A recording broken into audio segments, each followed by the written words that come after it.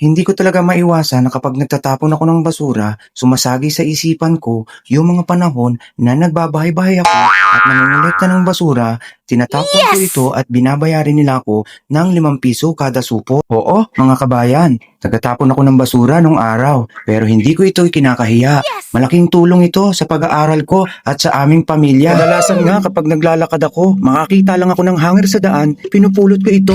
Pwede pa kasi itong pakinabangan. Pag nakakakita nga ako ng mga malalaking basurahan dito sa Saudi, tinitignan ko nga ito at nakikita ko marami siyang pwedeng pakinabangan. Kaya nga yung video na ito, itatry kong pasukin itong dumpster na ito. Kasi baka meron pa tayong makuhang mga bagay na pwede nating mapakinabangan. Kahit nga napakaraming langaw nito, wala na akong keme-keme. Agad-agad ko nga itong pinasok. At ayun nga, hindi nga ako nagkamali. Totoo nga ang bali-balita na sa basura may mga bagay at pera ka pang makukuha. At syempre, totoo rin ang bali-balita. Maraming ang langaw dito. Nakakatakot nga, baka magkasakit ako. Pero di ko inalintana para lang makuha ko yung mga bagay na pwede pang mapakinabangan. Na-try nyo na rin ba na pag wala na kayong pakinabang, basta-basta na lang kayong itinatapon na parang basura na lang? Kung ginamit ka lang, inubos ang iyong kayamanan, tapos nung wala ka ng pakinabang, basta-basta ka na lang itatapon sa basura. Ang sakit, di ba? Hoy, kabayan, ugot ka na naman. Oo nga pala, basura lang ang pinag-uusapan. Kung ano-ano na naman ang aking pinaguhugutan, makakasama yan sa aking kalusugan, kaya ititigil ko na nga yan. Teka. May naisip ako, ito kayang mga langaw na to ang paghuhulihin ko tapos ilagay ko sa baso. O kaya naman, pagsabungin ko sila na parang mga gagamba tapos ilagay ko sa online tapos gagawin kong online sugal. O diba, baka dito pa ako yumaman at magkapera.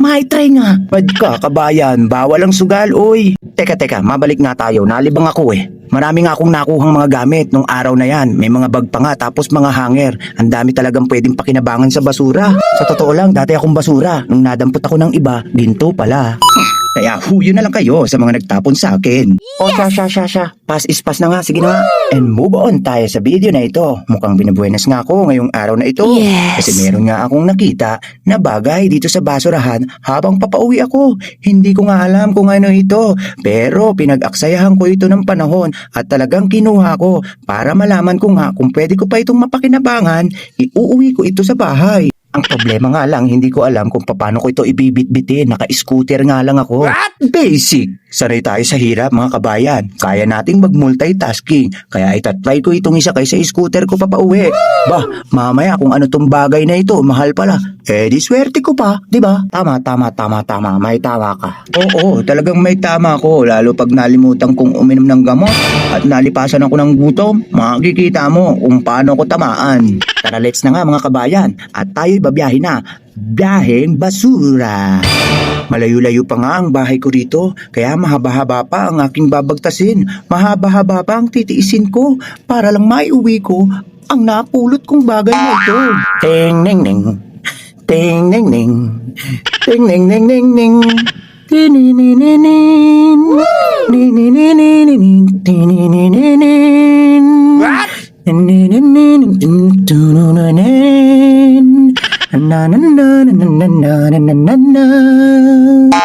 lang, naalala ko lang yung Selecta, tas may naalala lang ako sa kanta nun. Natutuwa ako sa taong kumanta nun eh. Presto, nakauwi na nga ako sa bahay at agad-agad kong binuksan itong napulot ko. Napakaganda pala at napakalaki. Oo, medyo sira na, pero mas sira ang ulo ko. Bukod sa alam kong mapapakinabangan pa ito, curious rin talaga ako. Oo, you heard it right, you know man, English yun. Ho! Alam niyo ba kung ano ito? Comment down below kung may idea na kayo. At kung umabot na kayo sa video na ito, paki-comment naman kung taga saan kayo. Para naman malaman ko kung saan ba nakakarating itong video na to. Malay ko ba kung nakarating na ito sa Alaska? Di ma-shoutout ko yung mga tao na nando doon. Teka, Alaska? Gatas yun ah. Paano ko i-shoutout yun? Oo nga pala, may bata ron. Yung picture dun sa may lata. Oo, shoutout sa'yo dun. Taga Alaska yun eh. Medyo napapainit na nga nito yung ulo ko kasi hindi ko nga alam kung paano ito buuhin. Para tuloy akong kumuha ng bato na ipupukpok ko sa ulo ko. Ba't ko pa ba kinuha to? Nung araw, naalala ko nga maraming nagsasabi sa akin kapag meron akong mga girlfriend o kaya meron akong mga nagugustuhan, tapos yung mga marites sasabihin, "Ay, bakit yan ang tinota mo? Bakit ka dyan lumalapit? Para kang kumuha ng batong ipupukpok mo sa ulo mo." Napaisip lang tuloy ako, Ganun na ba katigas yung mukha ko? Ganun na ba katigas yung ulo ko? Sa bagay, sa panahon ngayon, marami ng judgmental talaga.